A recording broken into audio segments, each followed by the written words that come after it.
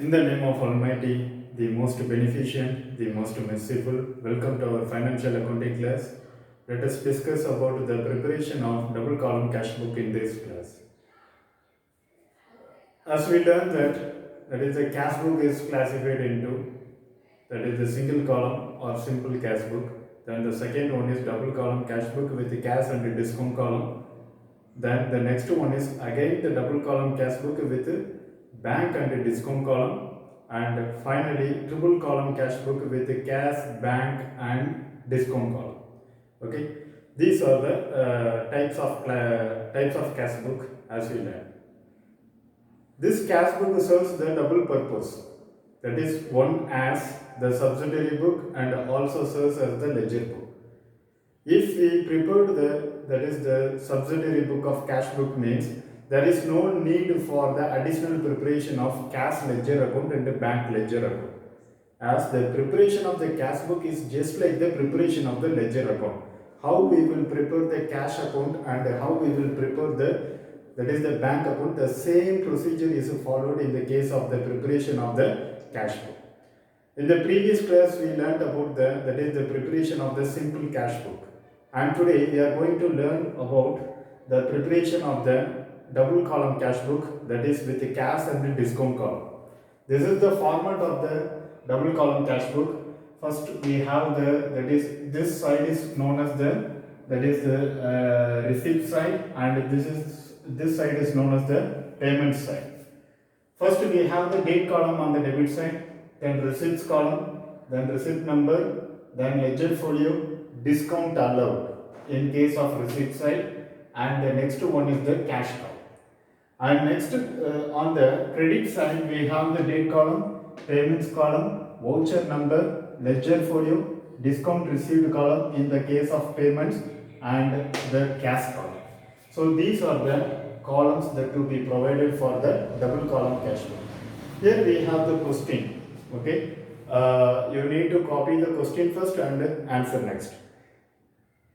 Nivedha maintained a two-column cash book in which she balances every week. Nivedha used to prepare the two-column cash book in which she used to balance for every week. They will maintain the balance of the closing. They will find out the closing balance and the opening balance, right? Here, the year given as 2000. So we write the year on both sides as 2000,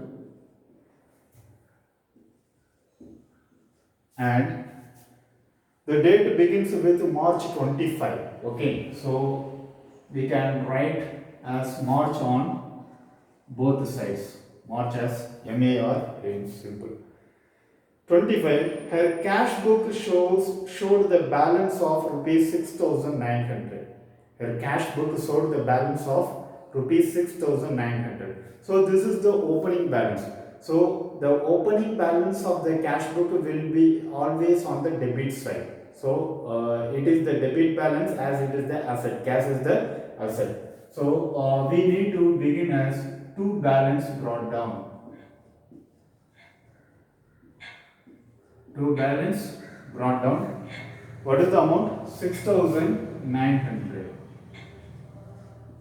Right?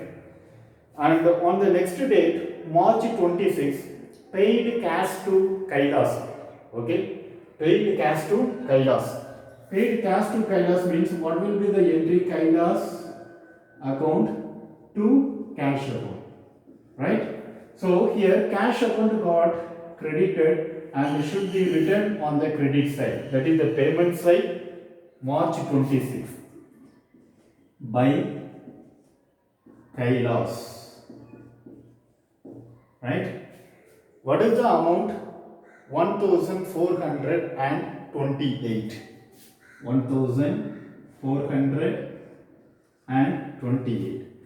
And discount received is rupees 72. They given the discount received as 72. And on the next date, that is on March 29th, paid salaries. They are paying the salaries means salaries account to cash account. This will be the entry. So here the cash not credited and it should be written on the credit side, that is the payment side, by salaries.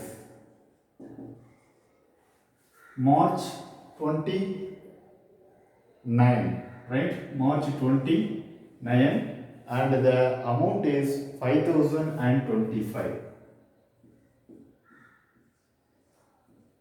5025.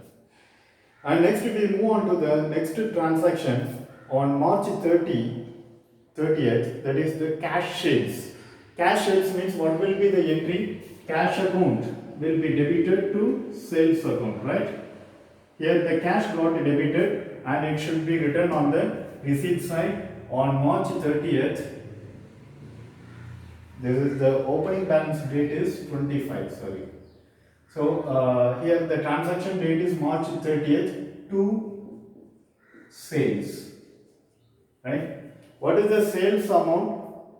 That is 11,370. 11,370.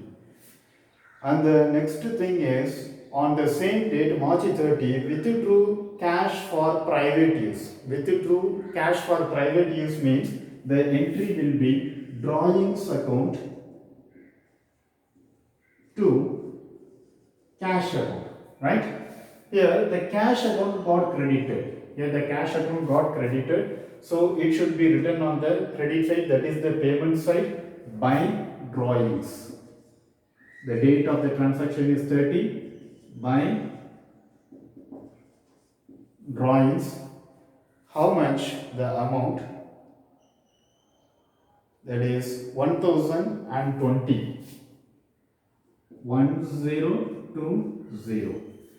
And the next thing is on March 31st, received as compensation from Railway Authority. They are receiving the compensation from Railway Authority means cash account got debited, cash account debit to railway compensation, right? Here the cash account got debited, so it should be written on the receipt side on the same date, March 30, okay, to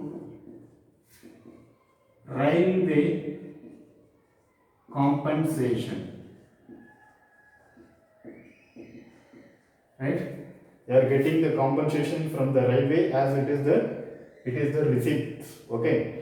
And the amount given is 4,380. 4,380, right?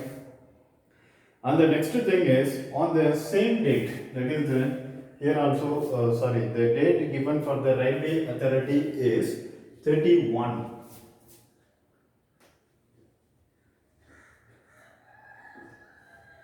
And the next transaction on the 31st is received cash from Sandilal. Okay, received cash from Sandilal means the entry will be cash account to Sandilal, right? So they are receiving the cash from Sandilal means the cash comes into the business and Sandilal is the giver of the business. So on the same date, that is to Sandilal, how much they are receiving? 3,975. 3,975, and the discount allowed him the discount of rupees 75. Right? So that's it. The question So these are the transactions that are provided in the question. So we completed recording on both the receipts and the payment side. We need to follow the journal entries, or either we have to understand either it is the receipt or payment. If it is a receipt, it should be written on the receipt side. If it is a payment, it should be written on the payment side. Okay. And the next thing we have to do is to draw a line, right? Draw a total line here. Just we need to put on the total of the both discount column, right? Here we have the total of 75, discount allowed 75, and the discount received is 72, and there is no need for calculating the difference value. Okay, So here just we need to put on the total of both the discount allowed and the discount received. We have the total of 75 here and we have the total of 72 here. Just we are getting down the 72. There is no need for the calculation of difference value. And the next thing is for the cash column, and that is the amount column, we have to put on the greater total on both sides. Okay, that is, if we are having the greater total on the, that is the receipt side, means that the receipt total must be recorded on both sides. Here for example, we have the greater total on the, that is the debit side, receipt side. So we put on the total 5, 7, 15, 22, 2, 11, 14, 17, 26, 6, carried 2, 8, 9, 13, 16, carried 1, 2, right? 26,625. Here also we record the same thing, 26, 6, 2, 5. And we need to find out the balance by balance carried out, that is the difference amount must be found out. Excuses.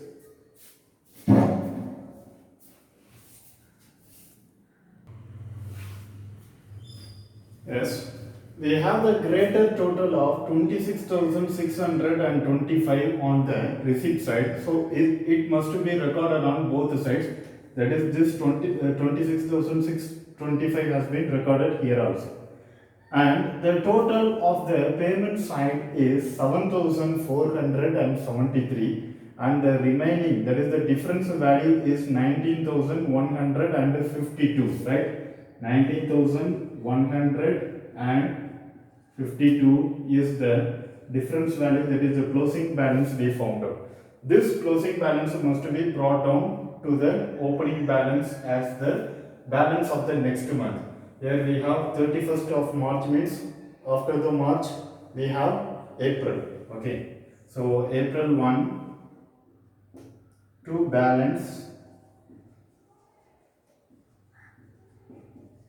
brought down 19,152. So that's it. So this is the way we have to prepare that is the double column cash book with the cash and the discount column. So this is the format that must be followed. And the next thing is we need to follow the journal entries formula. Otherwise we need to understand either the transaction belongs to the receipt or the payment. If it is the receipt, we must record it on the receipt side. If it is the payment, it should be recorded on the payment side. And there is the credit transaction, that is the credit purchases or the credit sales will not be recorded. It should not be allowed in the cash flow. So that is the thing we need to follow at the time of preparing that is the cash flow. Okay, thank you for watching the video. In the next class we will discuss another cash flow. Thank you.